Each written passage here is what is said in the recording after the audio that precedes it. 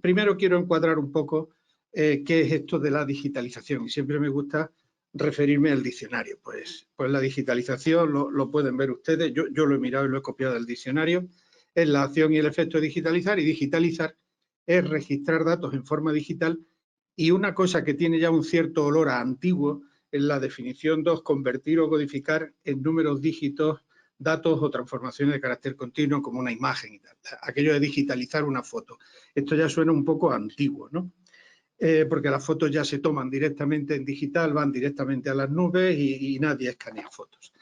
Entonces, registrar datos en forma digital, es decir, convertimos toda la información de nuestro mundo, la sensorial, la que nosotros somos capaces de percibir, y mucha otra que no somos capaces de percibir, pero que para eso están los sensores. Toda esa información la convertimos en dígitos y la subimos a los soportes digitales desde donde somos capaces de manejarlas. De manera que el proceso de digitalización tiene una cierta profundidad. No es solamente poner un programa que haga una cosa o poner un robot que permita no sé qué. Es algo más. Ahora voy. Para tratar de ilustrar el concepto nuestro, me gusta basarme en un cuento inglés del siglo XIX, que es el cuento de Flatland, de Planilandia. Planilandia era un universo bidimensional donde vivían seres bidimensionales, un círculo, un cuadrado, un triángulo, un pentágono, etcétera, etcétera, etcétera.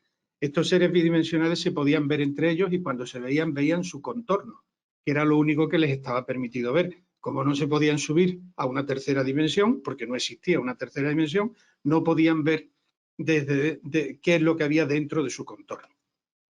Si por ejemplo, una esfera de pronto atravesaba el universo de Planilandia, lo que los habitantes de Planilandia iban a ver es que de pronto aparecía un punto, ese punto se iba agrandando, agrandando, agrandando, agrandando, hasta que llegaba a ser grande y luego empezaba a achicarse, achicarse, achicarse, se volvía a convertir en un punto y de pronto desaparecía. Lo que había ocurrido es que una esfera de un universo tridimensional había atravesado el mundo de Planilandia. Esto nos lleva al símil que quiero emplear. Es decir, la digitalización nos produce tanta información que somos capaces de ver el interior de las cosas. Nosotros, como seres tridimensionales, si miráramos a Planilandia y fuéramos allí, podríamos ver que el cuadrado por dentro es rojo y tiene estos puntos y tiene estas características, cosa que los habitantes de Planilandia no pueden ver. Con toda la información que podemos recolectar con nuestros sensores y con todos los procedimientos que podemos utilizar para tratar esa información, de hecho tendríamos una visión global de lo que está pasando aquí. Es decir, aquí no solamente estaríamos viéndonos nosotros las caras, el cacharro de identificación, la botella de agua, sino que estaríamos viendo mucho más cosas. De hecho, las estamos viendo, la temperatura de la sala, la humedad, el número de asistentes, etcétera, etcétera. Y como alguien decía, si ya tiras del satélite, pues podemos ver muchas más cosas. Entonces, realmente la digitalización no es poner un ordenador o hacer un programa que haga no sé qué. La digitalización en realidad nos traslada a otra dimensión en la que vamos a necesitar una nave para navegar, y esa nave son los medios digitales, incluidos el hardware y software, y muy especialmente la inteligencia artificial. Ese es realmente el poder de la digitalización, y ahí es donde queremos centrar un poco el pensamiento. ¿Y qué se puede hacer con la digitalización? Pues aterrizando un poco las cosas.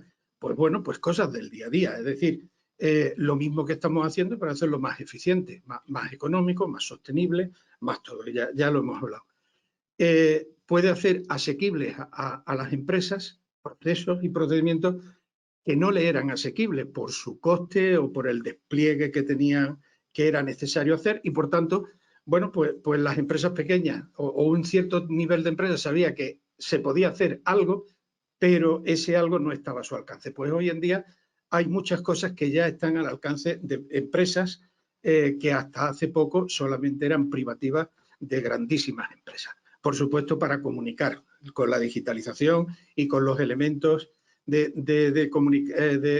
digitalización, perdón, comunicamos todos, personas, máquinas, sensores, absolutamente todo comunicado. Podemos hacer milagros.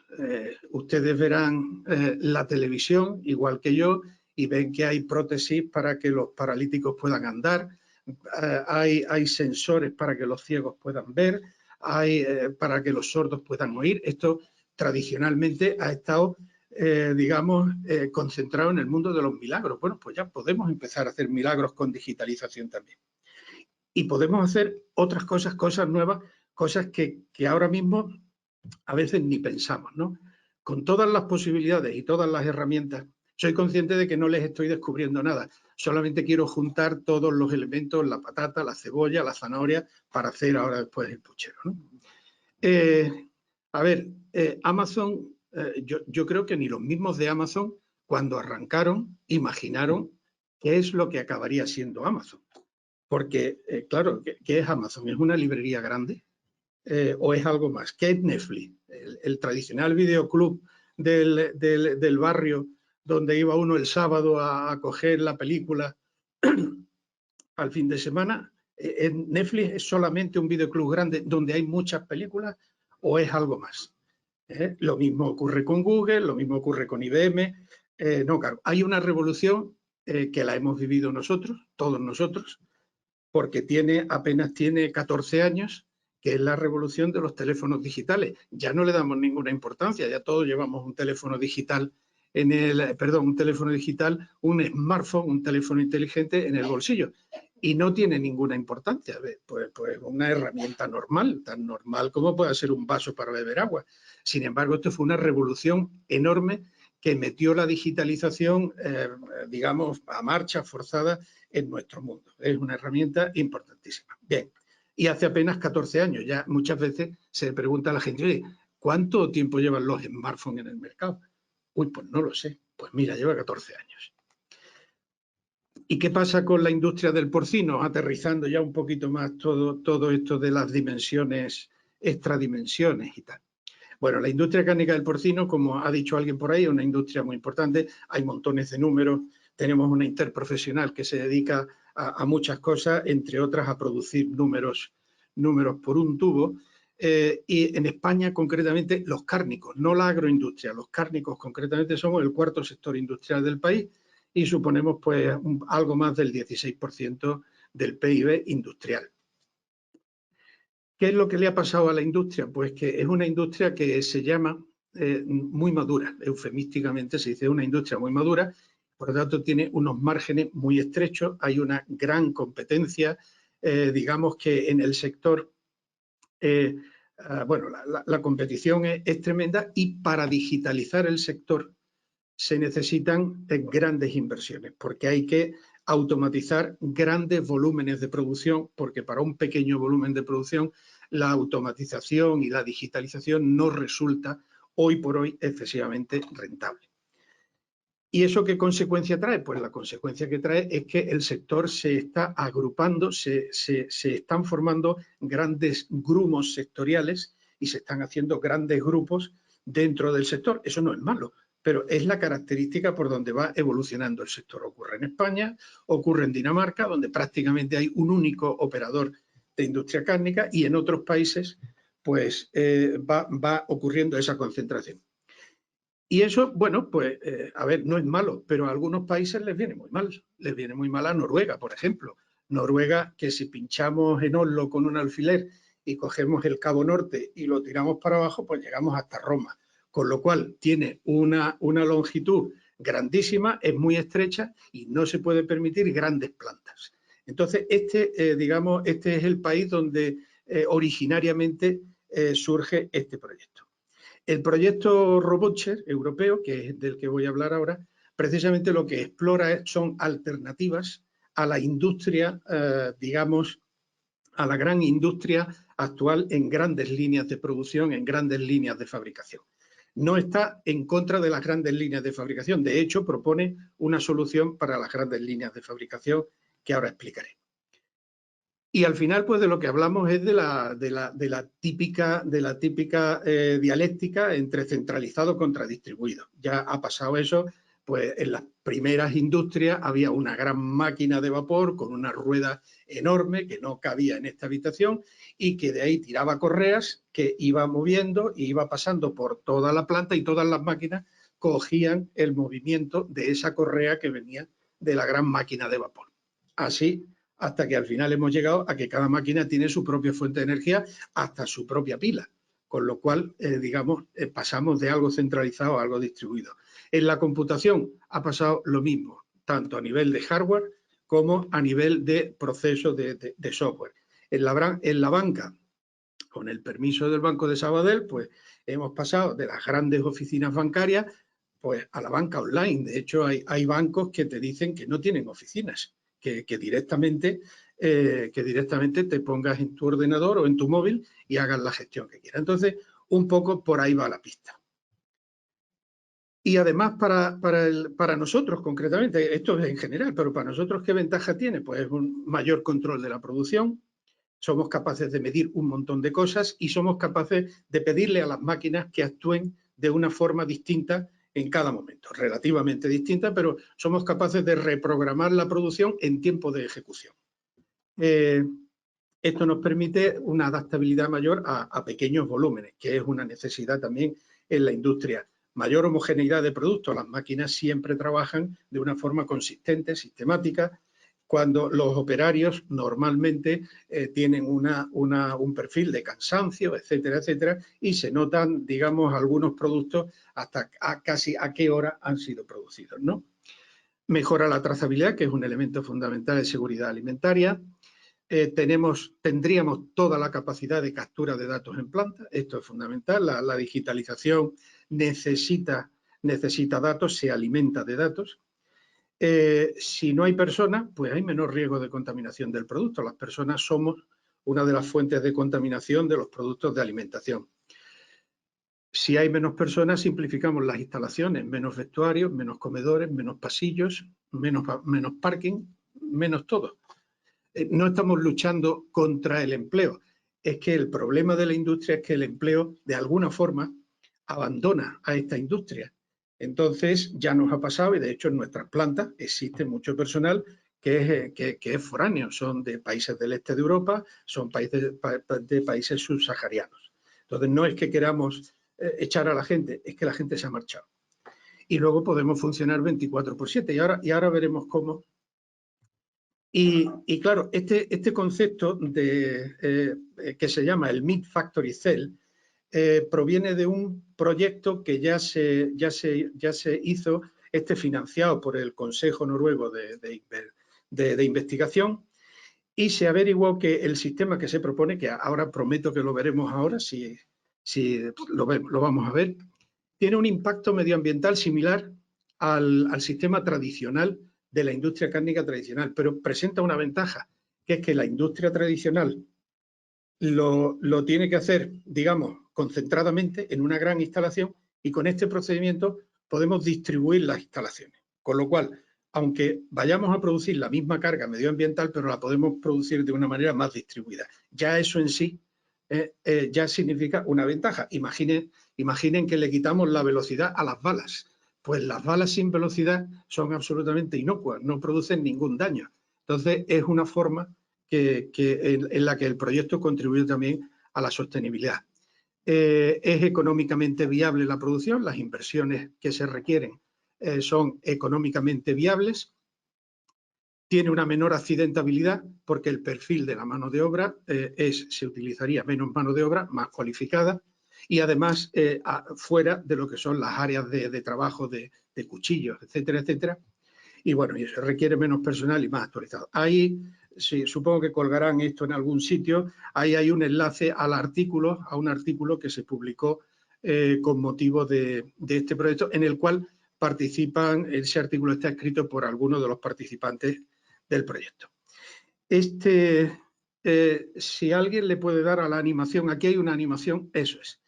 A ver, básicamente la idea del Meat Factory Cell consiste en que el proceso de aturdimiento de los animales es exactamente igual que ahora. Hay dos formas tradicionales, con gas y con electricidad, y el proceso de desangrado es exactamente igual que ahora.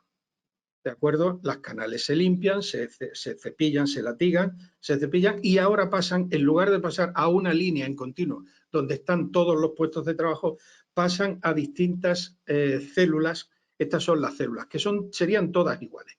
En una célula actuarían dos robots. Esa persona que se ve ahí, esto corresponde a una animación que no es actualizada, esa persona no estaría ahí. Esa persona estaría como en una especie de consola de videojuegos, digamos, verificando que las trayectorias de corte y toda la operación del robot es correcta, y si ve que algo no es correcto, entonces para y corrige la trayectoria. Pero no está ahí, está en un, digamos, en una, no sé cómo decirlo, de estos de videojuegos, en una sala de videojuegos con sus joystick y sus historias. De manera que el cerdo entero en una de esas células se desarma, ¿de acuerdo? Esto ya presenta una ventaja importante, que es que todas las piezas del mismo animal van a pasar, que ahora lo veremos posteriormente, a la inspección veterinaria todas juntas, ¿de acuerdo? De manera que si la inspección veterinaria oficial detecta algún problema, alguna enfermedad, algún inconveniente con ese animal, se tienen localizadas todas las piezas de ese animal y no hay que andar buscando o haciendo lotes de piezas posteriormente. Eso es a donde va ahora todo el despiece de un animal, incluido vísceras, etcétera, etcétera, pasa a un rack, ese rack va a la inspección veterinaria y posteriormente de la inspección veterinaria, si todo es correcto, pues ya va a las distintas salas de trabajo.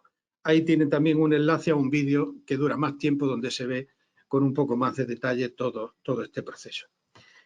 Bien, esto los que entiendan del proceso industrial del porcino, verá que tiene dos inconvenientes. En principio, el enfriamiento de las piezas, porque justamente hoy el enfriamiento se hace una vez que ha pasado la canal del matadero, se enfría y después se empieza a desarmar.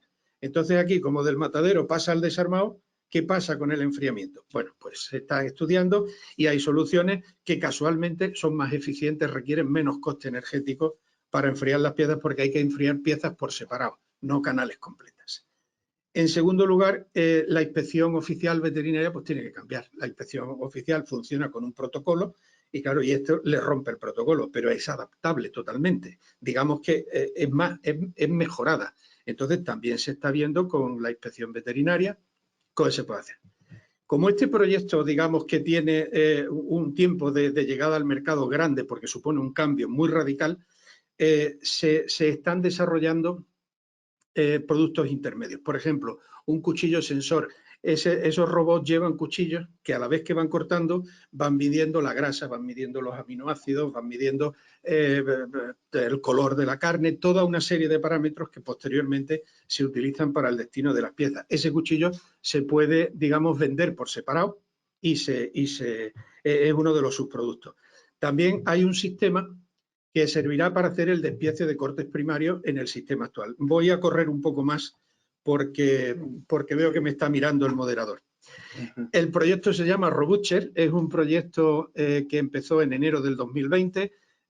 Inicialmente era 36 meses hasta el 31 de diciembre del 22, pero con esto de la pandemia se nos han originado ciertos retrasos y ya hemos pedido la ampliación a junio del 2023 y se nos ha concedido. El presupuesto del proyecto son 7.800.000 euros prácticamente, de los cuales la contribución de la Unión Europea es de algo más de 7,5 millones. Es decir, que prácticamente está financiado al 100%. ¿Y qué va a hacer el proyecto? Pues el proyecto lo que va a hacer es desarrollar herramientas de inteligencia artificial para el seguimiento continuo de la canal y sus piezas. Es decir, imagínense que conforme vamos cortando una pieza de carne, la pieza se va deformando.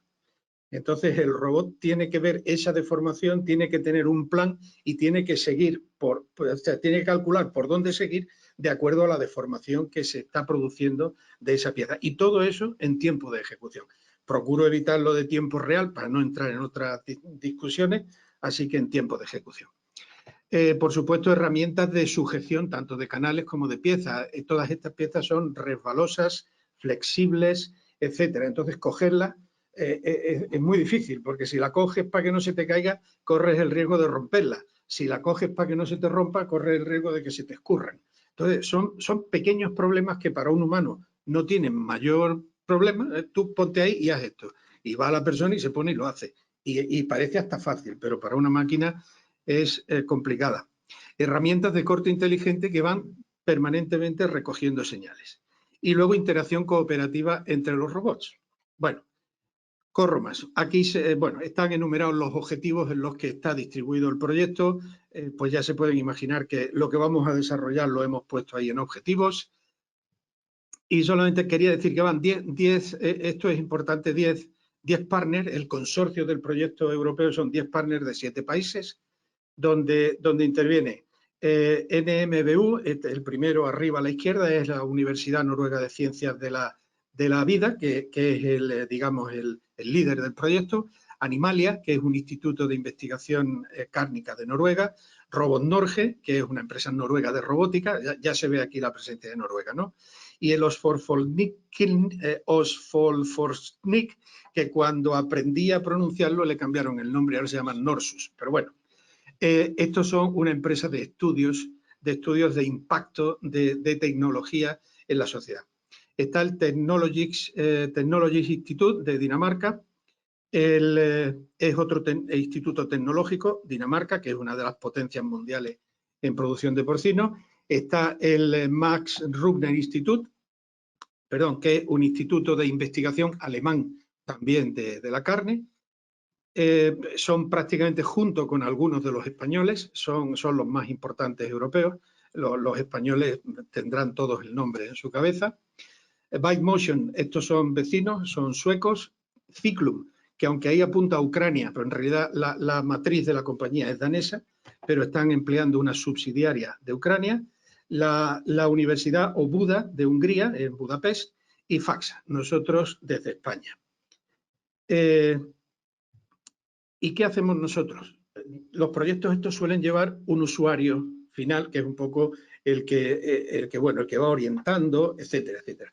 En este caso, digamos que el avance es tan disruptivo que hemos formado lo que se llama el grupo de usuarios finales, el End Users Reference Group. Ese grupo, con las iniciales ERG, tiene la misión de mantener el proyecto centrado, anclado en los intereses de la industria cárnica. Es decir, que el proyecto no desarrolle cosas que luego no van a tener utilidad. ¿Y cuáles son sus actividades? Pues evaluación de los requerimientos sociales, legislativos y mejores prácticas de la industria cárnica. Se lo aportamos a los investigadores, que son todos ingenieros, físicos, matemáticos, biólogos, etcétera. Soporte a los grupos investigadores, orientándolos en cuanto a responderles sus preguntas, etcétera, etcétera. Colaboración en la evaluación del prototipo, que estará disponible para la primavera del 2022. Y colaboración en la difusión y comunicación del proyecto, que es justamente lo que estoy haciendo ahora. Y ese grupo de usuarios está formado por auténticos portaaviones, auténticos transatlánticos. Está Nortura, de Noruega, que son las cooperativas agroalimentarias, es la cooperativa más grande agroalimentaria de Noruega. Aproximadamente el 75% de toda la carne que se consume en Noruega la produce Nortura. Danish Crown son las cooperativas danesas, que esto sí que es un portaaviones a nivel internacional. Grupo Jorge en España es uno de los, si no es el primero, será el segundo productor más grande de carne de porcino, aparte de que están muy diversificados con otras explotaciones. Forma parte COVAP, que es del Valle de los Pedroches, también una cooperativa muy activa en actividades de I+D y con las que trabajamos mucho. Hay un pequeño matadero que es el matadero municipal de Kulmbach, eso de Stad Slagshof, o como se diga, quiere decir matadero municipal, matadero de la ciudad de Kulmbach. Y este es un pequeño matadero municipal, pero que es el matadero que utiliza el Instituto Max Rubner para hacer sus pruebas. Así que ahí es donde instalaremos el prototipo. Está Prolongo, que es nuestra empresa de matadero y productos elaborados, y está FAXA, que es nuestra empresa de carne de cerdo. FAXA es la coordinadora del proyecto. Del proyecto no, la coordinadora del grupo de usuarios. Y hay posibilidad de incorporar más empresas. Si alguien tiene interés, pues solamente tiene que decirlo, se propone al consorcio, al consejo rector del proyecto y en principio posiblemente se acepte. Resumiendo, y esta ya es la última, bueno, la última fue la primera. Resumiendo, ¿Qué vamos a aportar a la industria cárnica o qué se pretende aportar? Un sistema robusto, en el sentido de que es tolerante a fallos y fácil de mantener. Si tenemos una sola línea donde hay 100, 200 personas y donde van pasando los cerdos a razón de 800, 1200 animales por hora, y esa línea tiene un problema, pues tenemos un problema de 800 animales por hora y de 100 personas. Como tenemos células distribuidas, si una célula se para, esa célula se para y entonces la producción global bajará en proporción a la célula que se ha parado, que se puede parar por avería o la podemos parar por mantenimiento, con lo cual podríamos llegar a funcionar 7 días a la semana si queremos, 24 horas al día. Flexibilidad. Los robots van a ser adaptables a la producción desde un control, con lo cual vamos a poder hacer alternativas de producción de una forma muy rápida, casi cargando otro programa, ¿no? Escalable. Esto es importante, es una de las cosas. Esto vale tanto para un matadero con una célula o 2 células, es decir, la economía y la viabilidad es tanto para un pequeño matadero con 2 células o una célula, como para un gran matadero que va a necesitar pues 20 o 30 células, ¿de acuerdo? Entonces esta escalabilidad es muy importante. Y luego ya directamente es un nativo digital, que es lo que gusta decir ahora para los niños, que los bebés, nuestros jóvenes y tal, pues este sería ya un elemento nativo digital. Nos va a permitir ir a viajar a esa, no sé, no la quiero llamar cuarta dimensión porque ya nos la pillaron para el tiempo, entonces no sé si decir quinta dimensión, a esa otra dimensión nos va a permitir mudarnos a navegar a esa otra dimensión. Y gracias por su atención, gracias a los organizadores por invitarnos y al Banco Sabadell y a los patrocinadores. Y por ahí, bueno, hay una página web que se llama robutcher.eu, ahí tienen ustedes dibujos, animaciones y más noticias sobre la cosa.